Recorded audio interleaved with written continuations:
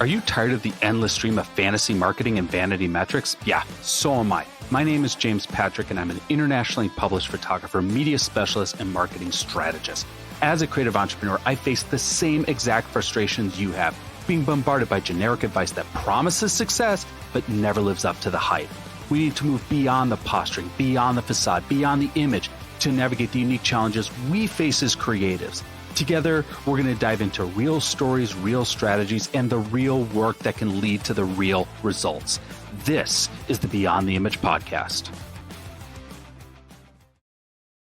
What is going on? And thank you so much for tuning in to our Halloween episode of the Beyond the Image podcast. Halloween is, well, as of recording this tomorrow, you're probably getting this on Halloween. So what I thought I'd do is I'd share some of these scariest, some of the most terrifying, some of those harrowing photography experiences I've had in my 20 plus years as a photographer. So buckle up, grab some popcorn, and share in my misery. I picked 13. Of course, I picked 13. Had to pick 13 of the most horrific, scariest, spookiest experiences I've had as a photographer. And these are in no particular order, but I hope you will commiserate with me in the recollection of these absolutely terrible, terrible photography experiences. The first, really early in my career, I got hired to photograph a board of directors of a very influential organization of business leaders and owners in Southern Arizona. This was a huge opportunity for me. It was a huge break for me.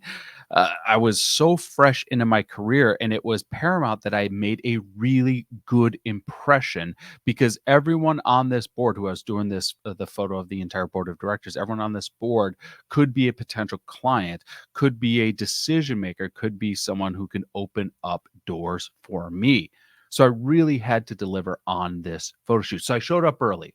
They were still in their board meeting. I showed up to photograph them in front of their office complex, and I set all the lighting up. And I thought through how this was going to look so many times. And I went to test the light. So I was able to test with the light meter. Then I went to take a test shot with my camera, and my camera would not turn on. And I was confused why my camera would not turn on. The first thought is my camera broken? Did something happen to my camera? And after a few seconds, I did the very confused, very fearful, the very hesitant move with extreme trepidation of opening up the camera slot on the battery to realize there was no there was no batteries in my camera. I thought, no worries, they're probably in my camera bag. They weren't in my camera bag. So I looked through my camera bag a second, a third, and a fourth time. Nary a battery to be found. And I realized that my batteries were still in the charger at my house, plugged in, charging for this very photo shoot. So I threw my assistant my car keys and I said, I will pay for whatever speeding tickets you get. You need to go get these batteries from my house, like now. They go off. At that very second, the doors open and the board of directors steps out, ready for their photo shoot. I have never posed a group longer. Legitimately, I was doing anything to stall for time. I was trying to just talk to people. I was posing them. I was reposing them. I was literally anything I could do to delay trying to take this shot. And right when the group started to get visibly anxious, like, how much longer is this going to be? My assistant showed up with my camera batteries that we're shooting right now. Okay, from that experience, on to number two. These are not in any order of severity. It's just a homogenization of my pain as a photographer. Number two, I had two photo shoots for a magazine on the same day. We had one photo shoot. We were going to go to lunch, and then we were going to do the second photo shoot. The first photo shoot, I can tell you, was of Brenda Warner, wife of Kurt Warner, the At the time, he was a quarterback for the Arizona Cardinals, or he had just retired. Don't remember when this was. It was 10 years ago, so he might have just retired. Um, and the second photo shoot, as far as I remember, was Candace Nelson, the founder of Sprinkles. And we had done the photo shoot with Brenda first, and she had these 3 dresses that she was wearing. She wore 2 of them. I filled up a memory card shooting 2 of the dresses, popped the memory card out, and, I was talking to the art director. He's like, "Should we shoot the 3rd dress?" And I says, "Well, I'd rather shoot it and not use it than think, oh, it'd be so great to have this, and we should have shot it." So I pop a new memory card into the camera, and we shoot the 3rd dress fairly quickly, but we did shoot it. Um, Shoots over. The art director and I go to lunch, come back to the studio for the second photo shoot. And I do what I do at the start of the photo shoot is I format the memory card in the camera, erasing the 3rd look. Now, fortunately, we had shot those first 2 looks on a separate memory card. And the art director looked at me and says, "You are so lucky that that was on a different memory card, those first 2 looks, which are the 2 we wanted. You are so lucky, because I would have fired you had you erased the whole thing." Now, at that time, I was not aware of recovery programs that could have saved the memory card. I was just in full panic mode. All right, number 2. Number 3, we're going back to early in my career. I was hired by the marketing lead of a new subdivision to photograph the model homes of the subdivision so they can use in their advertising. We agree on a rate, we agree on a date and a time. So I show up to photograph these properties. And I meet the main realtor for the property, not the marketing person, the person who hired me. She was there, yes, but also the realtor. And the realtor has an issue with me getting hired, in that she doesn't know me. And she apparently was not part of the conversation. Now, the marketing person told me that she had already cleared it, and that this person is just being a rock in the cog. Okay, just to be difficult, just because she didn't want to spend the money on a photographer. So she starts interviewing me as if I'm there to interview for the job. How long have you been shooting? Have you done residential work before? Have you done architectural work before? Where can I see your portfolio? And she legitimately said, "You look too young to be good at photography. Do you think you can actually take good photos?" And it was at the point I realized nothing I would have done. I could have taken award-winning photos of these model homes, which, you know, multi-use type properties, 3, 4-bedroom homes. Nothing I would have taken would have made her happy. So when she said, it was like the 3rd time she asked me, "Do you think you can photograph these homes?" I says, "No, I don't think I can." And I walked. I ended up making a deal with the marketing person. She paid me a kill fee just for my time. Apologized profusely. But yeah, never been hit with ageism before. That was interesting. All right, number 4. I don't shoot a lot of events. Most of the time when I get asked to shoot events, unless it's for a client that is a top client of mine, I just decline, or I pass it on to another photographer for someone else to it.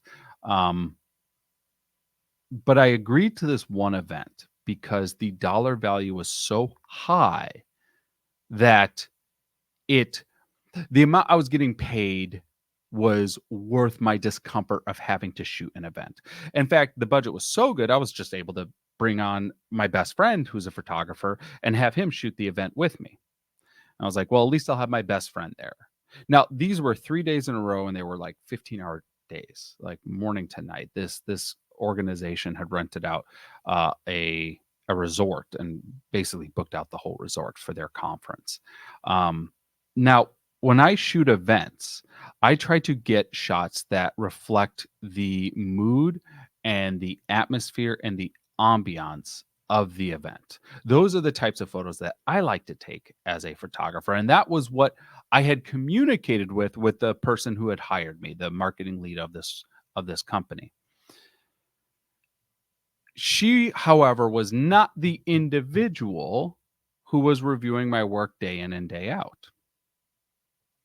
So we have a lapse in communication between what was asked for and what was agreed upon versus what is actually being expected the day of the project. Um, so the first day, a very long day, I'm photographing. I'm trying to make this event look as glamorous as I can, and this is a very boring, very drab. It was in the financial industry. This is not an illuminating, exciting, energetic. This is just let's talk about financial projections for 15 hours a day. Um, we were required to turn our files in at the end of every day. Just turn over our memory cards. They had very strict NDAs, which is why I'm being a little vague about the client and location. Um, and to be clear, there was nothing interesting happening. There was no reason to sign an NDA. Just you know, call it ego. Um, show up the next morning after the first day to get our memory card so we can shoot on day two. And the on-site person, not the person who hired me, but the on-site person pulls me and my best friend aside and he says, I really need to show you the photos from yesterday because there's a lot of photos that they're just not good. And we're like, what do you mean? And I'm thinking, oh no, was something wrong with my friend's camera? Like I'm like a jerk. I'm immediately thinking he did something wrong. I'm like, oh my goodness. Am I going to get in trouble because his camera was broken or his lens was out of focus? I don't know. That was the first thought that went through my mind. And so he says, I'm going to show you photos. They're just not good. We cannot use these photos. He says, this we cannot use. He said that a lot.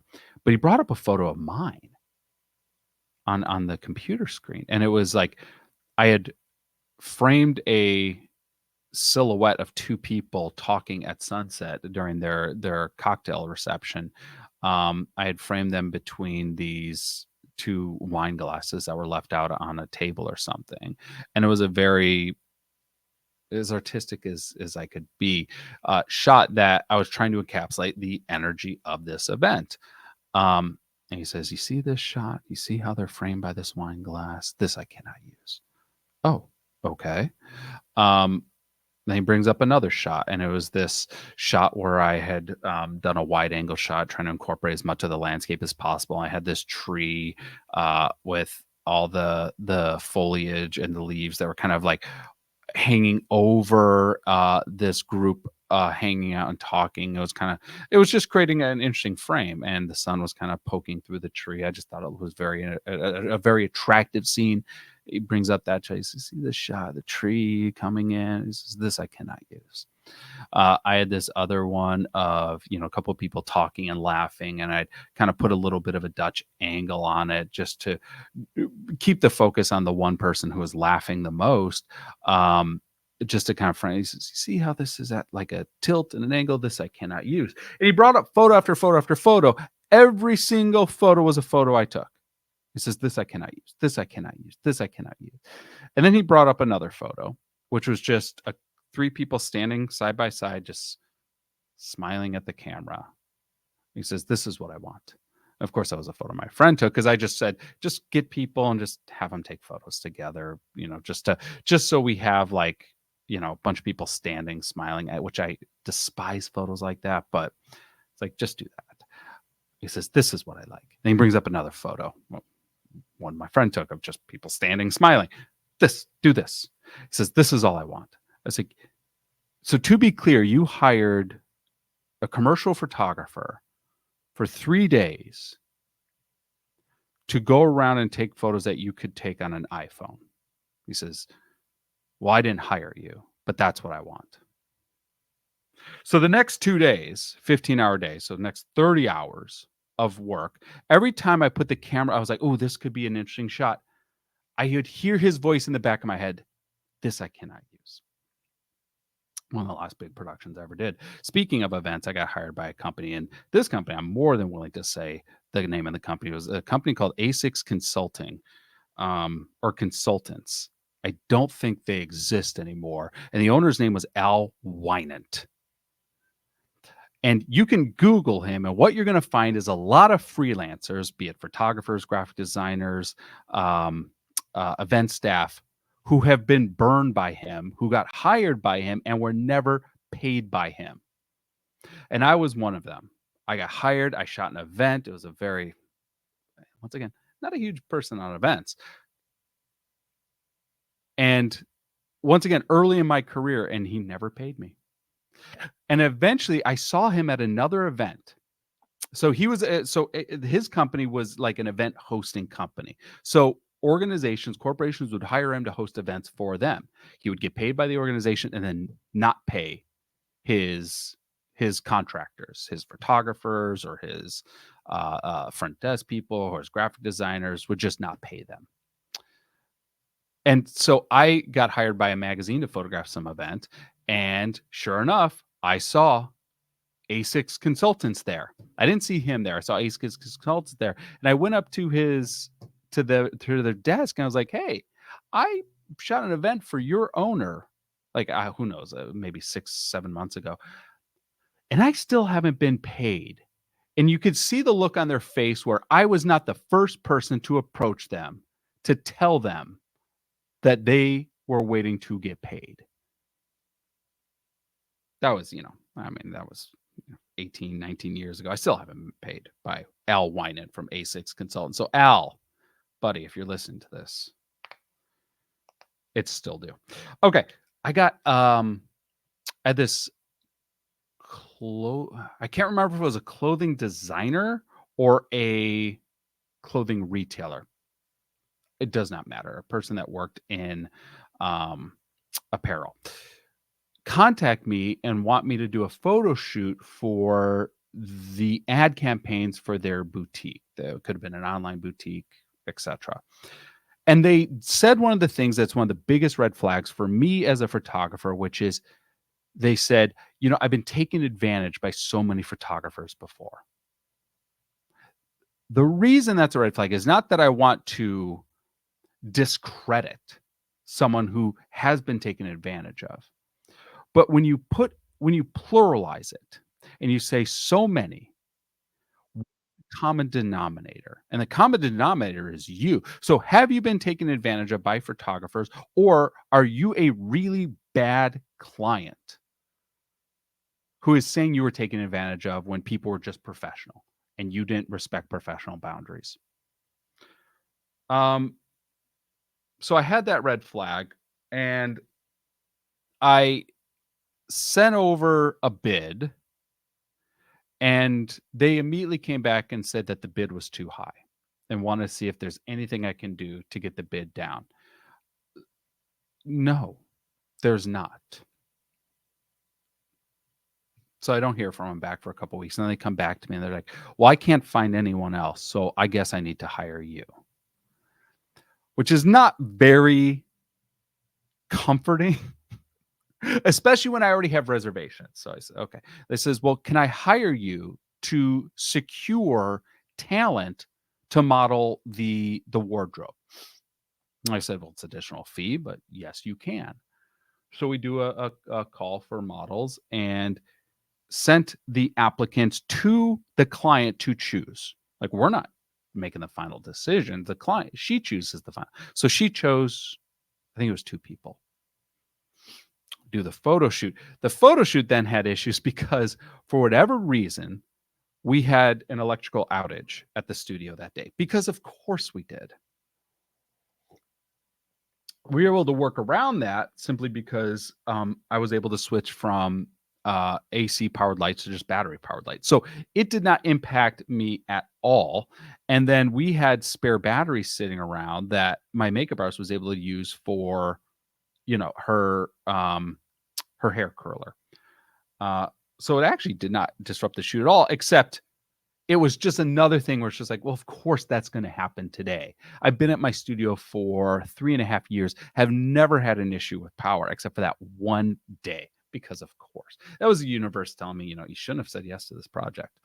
Um, the client was incredibly, incredibly, like, manic during the photo shoot. I remember at one part, she, like, ripped the hat off my assistant to put it on the model. She's like, "Oh, I want this hat," and just, like, literally just rips it off my assistant's head. And it was just like, we need to keep the energy calmer on set because there's about to be a fight. Like, it was so weird and offensive and just overwhelmingly obnoxious. But we get through the photo shoot. We get through it. Uh, of course, you saw this coming. She complains not about the quality of the photos. She complained about the model, one of the models. Said, "I don't like this model. She was too fit. She had too much muscle. So I can't use those photos. So can we reshoot that?" And I was like, "Well, we could reshoot it if you pay me for a reshoot." She said, "Well, I don't have the money to pay you for a reshoot." It's like, "Okay, then use these photos." "Well, I don't like how she looks." "Well, you selected her. You could see in the photo she sent in, she had muscle. What are you complaining about?" She says, "Well, I decide now I don't like her photos. And, can I get a refund on these photos?" "No, you cannot get a refund on these photos." Had another one. I don't know what number we're at here. Let's see. One, two, three, four, five, six. Number 7. Oh my gosh. I'm sweating that I have so much anxiety reliving these things. Had a project across the country and had to rent gear for this project. And this was a very high profile client. Rented very nice gear. Um, had the gear delivered to the hotel. And I've told this story on the podcast before where I had trouble accessing the room the hotel had locked it in because it was a contactless hotel, which was not listed anywhere on their website. So there's no one to give me access to the room that all my gear was locked in that I had. So eventually, after hours and hours of calls to the hotel management, they gave me a code to get into this room to access the gear that I had shipped there, in which I find that gear is missing. Okay. So now I have a photo shoot the next day and I have gear missing. In fact, it's important gear. It's like all the modifiers for all my lights. That's important. So the next morning, the very second UPS opens, I'm on the phone with UPS trying to figure out, oh, we actually have that one box that you're missing. It's on our truck. We'll have it delivered by like 1:00 today. I'm like, well, my photo shoot will be half over by then. How can we get it sooner? So through lots of pleading and lots of begging, I'm able to get UPS to drop it off early. Get it right before the photo shoot is about to start. Open up the package, have all my modifiers. I'm like, oh my goodness, I'm so relieved. Because we had another issue where one of the lights we had ordered from this company was also broken. Fine. But at least I got my modifiers. I'm okay. I'm going to make this work. And then I realized that the company did not include any speed rings with any other modifiers. So all the modifiers worthless. And at that very second, the client walks in for the photo shoot. So, I was able to get around it. I went back to like, okay, well, I'm in a room with big white walls. I'm just going to shoot light into white walls and create giant soft banks of light. It worked beautifully, but it was so incredibly stressful leading up to that. All right, next up, had a client. They were either retired police or active police. Him and his wife hired me because they wanted to become personal trainers. They wanted photos for their personal training business that they were going to launch. Kind of swapped ideas back and forth over email. It was the wife who was contacting me over email on what they were looking for. Showed them what I could do. Okay, great. They show up on set, and it was interesting because she was really quiet. Now, she was the only one I was communicating with over email, and she was very communicative over email, but she said next to nothing during the photo shoot, which I thought was it was just interesting. And he talked, um, I'm not gonna say she wasn't allowed to talk, but it was certainly a vibe I got. Now, we do the photo shoot similar to, like, some of the ideas we had swapped back and forth, and through the photo shoot, I'm kinda showing him on the back of the camera what we're getting. Everything seemed fine until after the photo shoot, I send them the gallery of the photos. Says, "Here's the gallery of photos. You can select which ones you want me to edit for you." And I get a message from the wife complaining about how much she hates the photos. Now she's very vocal. Now she's being very vocal. And I'm just like, "Well, it's what we talked about, and it's what you saw what we were creating." Like, I I don't understand how we went from "This was great" to "This was so bad, and this was not your vision, and you can't use these images."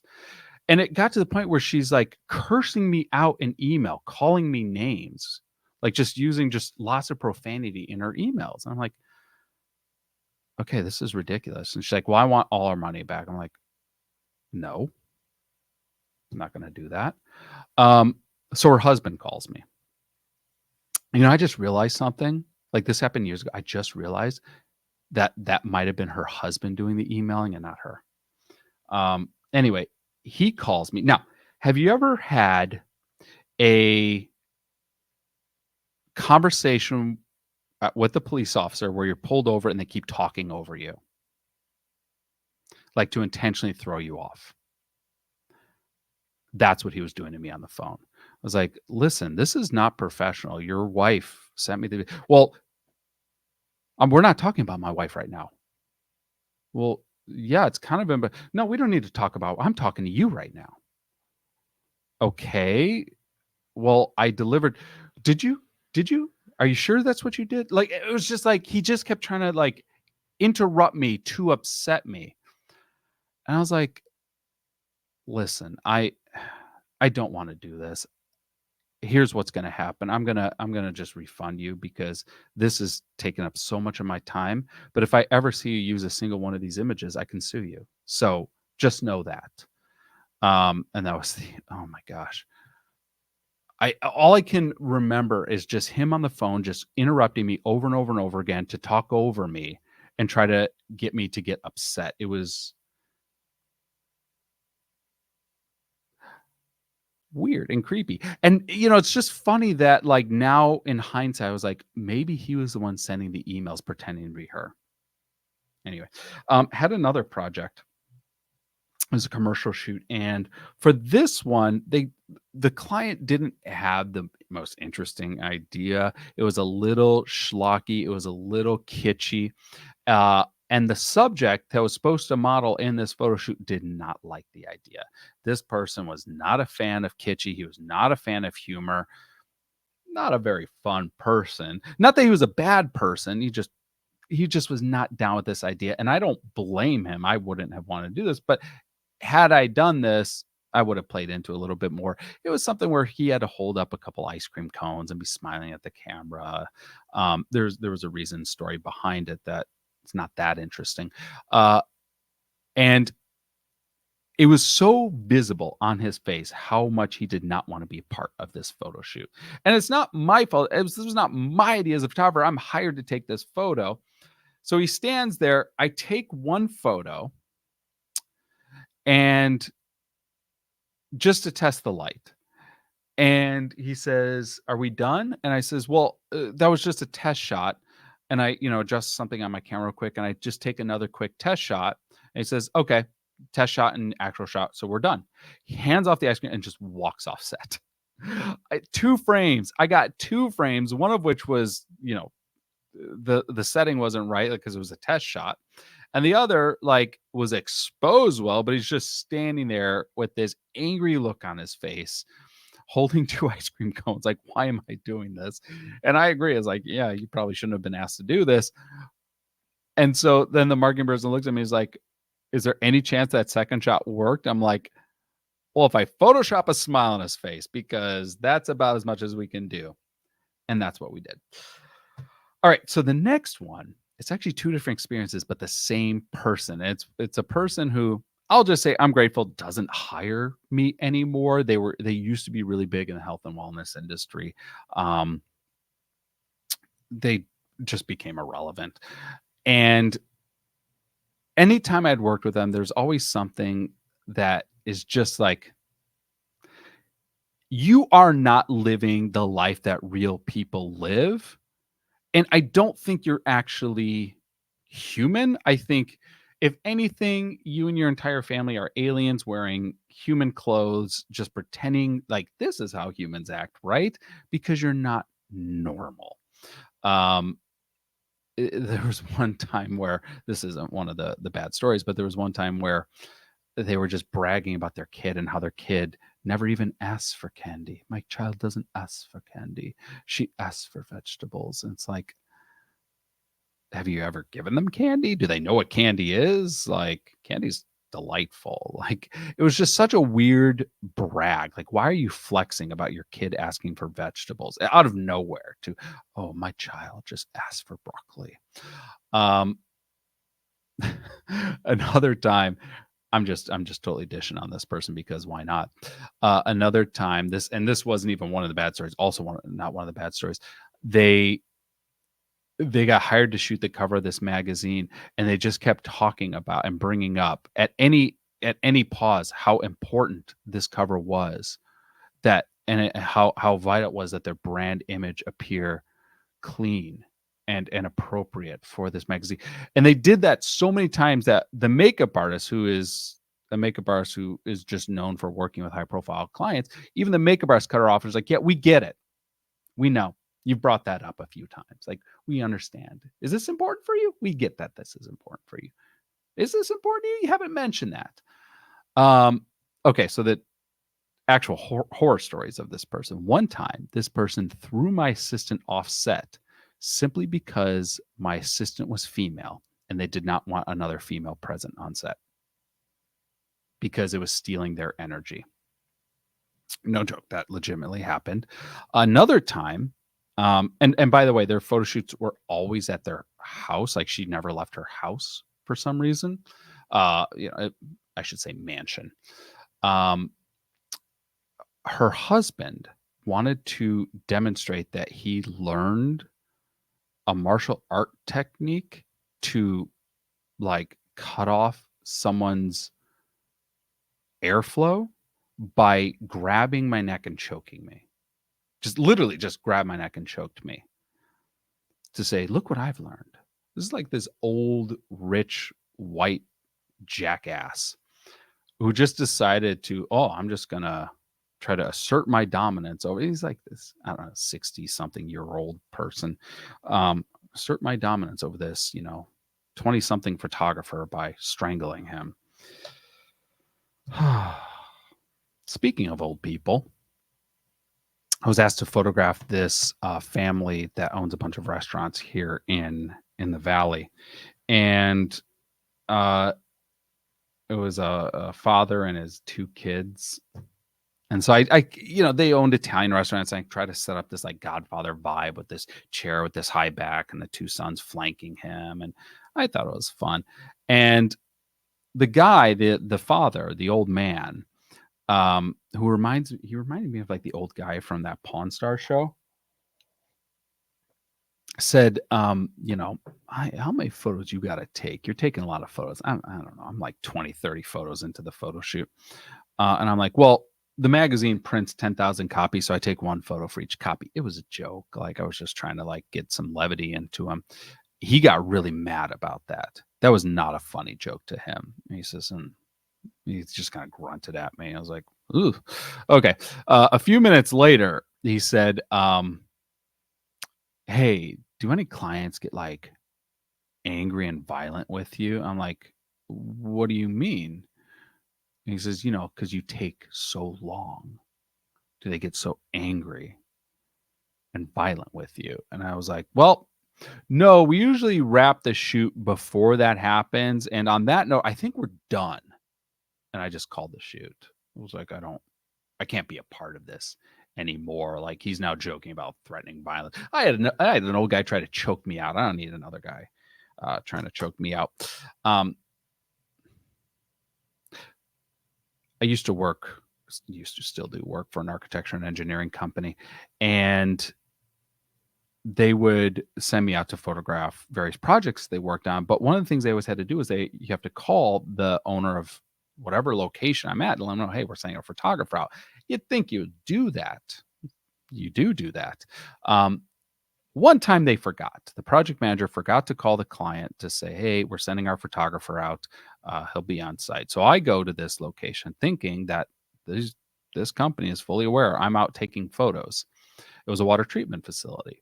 So, I'm walking around the area photographing it. We had done landscape architecture on the project. So I don't really need a lot of shots. I'm just photographing the exterior of the building and the landscaping around the building. Take my photos, heading back to my car, and a City of Tempe police car pulls up. And I said, sir, we're going to need you to sit down on the sidewalk right there. And I was like, okay. So they detained me on the sidewalk.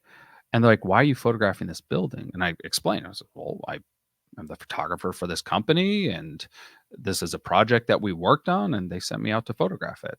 Like, what else do you want? Like, what is the problem? He says, well, this is a water treatment facility. Why are you photographing it? He was insinuating that I had nefarious plans of photographing a water facility I don't know, to sell photos of a water facility to bad groups that want to do bad stuff to the water. I don't know. That was the insinuation. I'm like, well, here's my card here, like, that shows that I work for this company. Like, I was an in-house photographer. I wasn't even a freelancer. Like, you can call the project manager. You can call my HR rep. Like, of course, this was like at 12:20, so everyone's out at lunch. So like, no one's answering their phone. And I'm just stuck sitting. It was like 45 minutes. The City of Tempe police had me detained on the sidewalk. And at some point, I had just, I don't know how it came up, but I was like, I don't understand why it was a problem. Like, I'm just standing on the sidewalk taking a photo. And he says, I'm sorry, you were standing on the sidewalk? I said, yeah. He says, did you ever step on to the property? I was like, well, no. Like, I wasn't sure what he was getting at the time. I was like, no, I didn't step onto the property. Like, our part of this project that I worked for, we just did the landscaping. I was just photographing the landscaping with the building in the background. He says, so you were on the sidewalk the whole time? He says, yeah. He says, immediately, you can go. Because at that point, I realized that the entire time I was photographing this project, I was on public domain. And by law, you can photograph whatever you want from public domain. Sidewalks, public property. And so he immediately let me go because now it's a first rights issue. And, which is fine. Only, at that point, as he's letting me go, that's the point where my HR rep calls him back. And I'm just like, oh, yeah, no, please let him go. Please let him go. We sent him to take those photos. Okay, one more for you. Magazine project. This was one of those instances where someone paid to be on the cover. And more specifically, this person's husband bought so much advertising in the magazine just with the idea of putting his wife on the cover. I don't know if his wife had any interest in being on a cover or interest in doing a photo shoot. She was one of those, hey, blink twice if you want us to save you type situations. I just think it was this individual's fantasy to have his wife be a cover model. So he paid money to put, I heard something like $10,000 to put his wife on the cover of this like local magazine, which is insane. And like, before the photo shoot, the husband like pulls me and the art director aside and is like, yeah, my wife, she's modeling a lot. I'm setting it all up for her. I'm her manager. Okay, great. And he pulls out his iPad and starts showing us explicit nude photos of his wife. Says, yeah, here's some ones that I hired a photographer to do. And like the art director and I is like, we cannot get out of this situation fast enough. It's like, fortunately, all of a sudden she's done with hair and makeup. It's like, okay, let's go take some photos. Like, we don't need to see this anymore. It's like, while photographing this person, um, anytime I gave instruction like, "Hey, can you turn your shoulders or turn your chin a little this way, or can you do this?" Um, Before she would do it, she would look at her husband to get approval, and I'm not joking. I'd be like, "Hey, can you turn your shoulders a little bit to the right?" She would look to him and wait for him to, like, nod that, "Yeah, you can move. Yeah, it's okay." That was so effing creepy and disgusting. Spoiler alert, he eventually claimed to be a photographer and tried to launch his own creepy ass photo business. So there it is. 13 horror stories. 13 horror stories. I've been panicked and anxious ridden for the last 40 minutes. So thank you. Thank you for allowing me to suffer for your entertainment. I appreciate it. Happy Halloween. Thanks for turning in. Take care, everyone.